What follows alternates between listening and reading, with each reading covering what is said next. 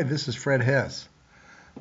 Today, let's talk about your customer's buying journey and how you can improve it for fun and profit. Now, let's talk about today's realities. People don't need more information. People don't want you to call them. They would rather call you when they want to find out information. And trust is always on trial. You're never secure in your customer's mind unless you continually prove it. The old marketing funnel is broken. That's the funnel where you were to go get those people from your target market and stuff them in there and build their awareness, turn them into leads, prospects, and then sell them something. Well, today, that's not working anymore because with the internet, there is so much information out there that a customer can go through to find out about you and your competitors that they can get through almost 60, sometimes 70% of a purchase decision before they even talk to you. So most of us think this is our sales process, but it's not that straightforward. You think that a little bit of marketing, they come, you sell them something, and then they're loyal customers. This is probably your sales process. Today, there's no straightforward way that a customer buys. They go through all kinds of variations. They can be looking at you and you don't even know they exist. So it's just a little bit chaotic. So what can we do? We can work on the customer experience. Customers really like to have a great sales experience. In fact, 53% of those surveyed claimed that the sales experience was the biggest contributor to loyalty. So let's talk about how the new customer journey looks. We've been stuffing them through the sales funnel and putting our own names on them like suspects, prospects, leads, qualified leads, and customers.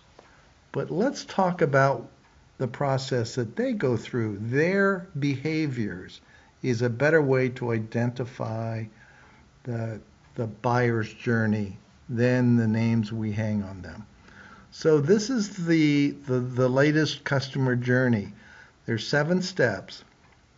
Know, like, trust, try, buy, repeat, and refer. So first of all, they got to know that you exist, all right? Then they have to like you. They have to like what your company stands for or the products you have or the information you're giving them or that they can get on your website. Then they have to trust you. And once they trust you, then they can try something and maybe buy it. And if they like what they buy, they repeat it. And if they really like you, then they refer you to their friends. So if you believe that this is a better way to look at the customer buying journey, then you have to start asking yourself, what are you doing in your business to help them decide to do business with you as they progress through this journey? Now, people don't like to be sold to, but they love to buy. So you got to think about how you can help them buy. Now, these are the same 7 behaviors or steps that they go through. And here's some examples of how each step can be supported by things you can do or have available to them, whether they're talking to you or not. So if you go through each of these steps, now each of these do not apply to every business here. So you can create your own or whatever.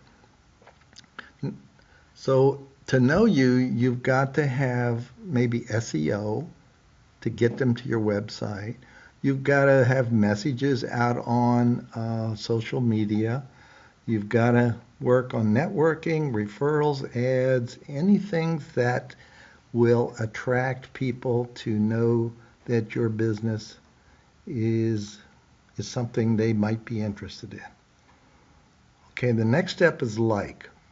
Okay, if they go to your website or your blog content, podcast, they can find hopefully things that they still like what you're offering. In other words, your service or your products, they like what they see. Then trust could be webinars, it could be things like Yelp or health grades for medicals. Then the next step would be try. So if you have an offering, a low cost, low risk offering or product that they can try with a money back guarantee, then that will get them to that step. If they like that, then they can buy. If they like what they buy, then they repeat and then they refer. So then you take and build your ideal customer journey for your business. How do you do that?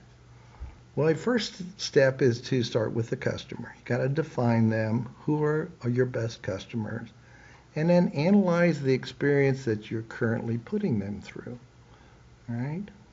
You analyze each of the touch points, the 7 that we talked about, which touch points most impact success, and then you design the experience around each of those touch points, and then you create that and put that into place. Then you monitor what the customers are actually experiencing. So there's content for awareness. These are blog posts, events, advertising, contents for trust, how-to, reviews, testimonials, articles, content that educates. It's better to educate your customer on your products or services than to try to sell them on it. Content that creates engagement, referrals and reviews, video success stories, etc. And content that converts. In-person events, case studies, contests, results, certificates, those kind of things. So once you figure all of that out for each of those steps, then you map your customer journey. You can do it in many different ways, but this is one way where you you have the promotion, the product, and the process. And you develop those for each of the steps. And then you create a content plan and an editorial calendar and develop it around themes, or you just do each of the content ideas certain number of times per month and stick to it. Does this make sense? Any questions? So you can see it ties in social media, content marketing, networking, referrals, all of your stuff. So your homework is to take this form and fill it in for your own business and then implement it to improve your customer's journey. Thank you.